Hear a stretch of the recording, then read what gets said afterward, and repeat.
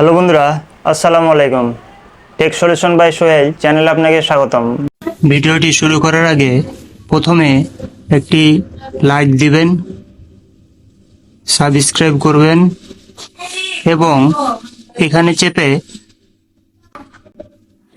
All notification on করে দিবেন। এরপর ভিডিওটি শুরু করবেন। ধন্যবাদ বন্ধুরা।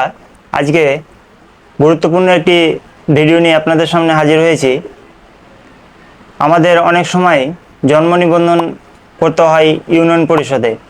আপনি হয়তো জানেন না যে আপনার জন্ম নিবন্ধনটি অনলাইনে আপনারা ঘরে বসেই পেয়ে যাবেন। এই জন্ম নিবন্ধন না থাকায় আমাদের অনেক সময় বিড়ম্বনায় পড়তে হয়। বিশেষ করে বাচ্চাদের স্কুলে ভর্তি বা অন্যান্য জায়গায় কোনো অ্যাপ্লিকেশন করতে গেলে জন্ম নিবন্ধন আমাদের প্রয়োজন হয়। তাই আজকে ভিডিওটি করেছি আপনাদের জন্য। তো বন্ধুরা, ভিডিওটি শুরু করার আগে আপনাদের কাছে ছোট একটি রিকোয়েস্ট, আপনারা যদি এই চ্যানেলে নতুন হয়ে থাকেন তাহলে চ্যানেলটিকে সাবস্ক্রাইব করে দেবেন এবং অল নোটিফিকেশন করে দেবেন। আর ফেসবুক পেজ থেকে দেখে থাকলে পেজটি ফলো দিয়ে সাথে থাকবেন।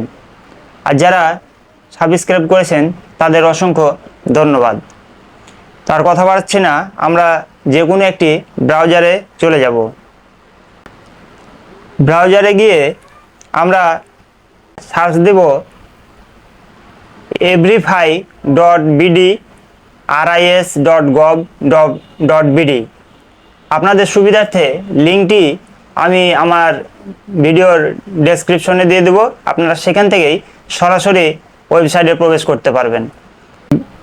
সার্চে যাই, আপনাদের কাছে এরকম প্রবেশ করার পর এরকম ইন্টারফেস আসবে। এখানে আমরা এখানে বলতেছে click here to verify death record. তো এখানে যে বার্থ রেজিস্ট্রেশন নাম্বার, এখানে আপনার যে জন্ম নিবন্ধন করা আছে সেই জন্ম নিবন্ধনের 17 ডিজিটের কোডটি এখানে দিয়ে দিবেন এবং এখানে ডেট অফ বার্থ দিতে বলছে, ডেট অফ বার্থ দিয়ে দিবেন এবং নিচে দেখেন এখানে 41+33 যোগফল কত হয় তাই এখানে বসিয়ে দিতে বলছে। হয়তো আপনাদেরটাতে এই যোগফল ভিন্ন হতে পারে। এবং ডেট অফ বার্থে প্রথমে এখানে যেভাবে দিতে বলছে সেভাবে দিবেন। প্রথমে বছর, তারপর মাস, তারপরে দিন। তা আমি বসিয়ে দিচ্ছি, আপনারা আপনাদেরটা সঠিকভাবে বসিয়ে দিবেন। এভাবে ফর্মটি পূরণ করার পর আপনারা এই যে সার্চ অপশন আছে, এই সার্চ অপশনের ওপর ক্লিক করে দেবেন। এ দেখুন বন্ধুরা, আমাদের সামনে ফরম্যাটটি চলে এসেছে। এভাবে আপনাদেরও মোবাইলে চলে আসবে। এবার আমরা এটিকে ডাউনলোড করব। ডাউনলোড করব কিভাবে? এই যে সাইডে দেখেন 3 ডট অপশন, এর উপর ক্লিক করে দেন। ক্লিক করার পর এই যে শেয়ার অপশন আছে, এই শেয়ার অপশনের ওপর ক্লিক করে দেন। ক্লিক করার পর এই যে নিচে প্রিন্ট লেখা আছে, এই প্রিন্টের ওপর যদি ক্লিক দিই তাহলে আমাদের যদি কম্পিউটারের সাথে প্রিন্ট অ্যাড থাকে তাহলে এটি প্রিন্ট আকারে বের হয়ে যাবে।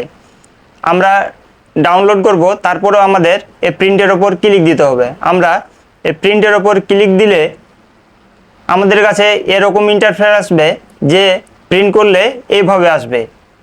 তো আমরা আপাতত প্রিন্ট করছি না, আমরা ডাউনলোড করে সেভ করে রাখবো। এর জন্য এই যে এখানে দেখেন অপশন একটা ডট চিহ্ন দেখেন, এর উপর ক্লিক করে দেন।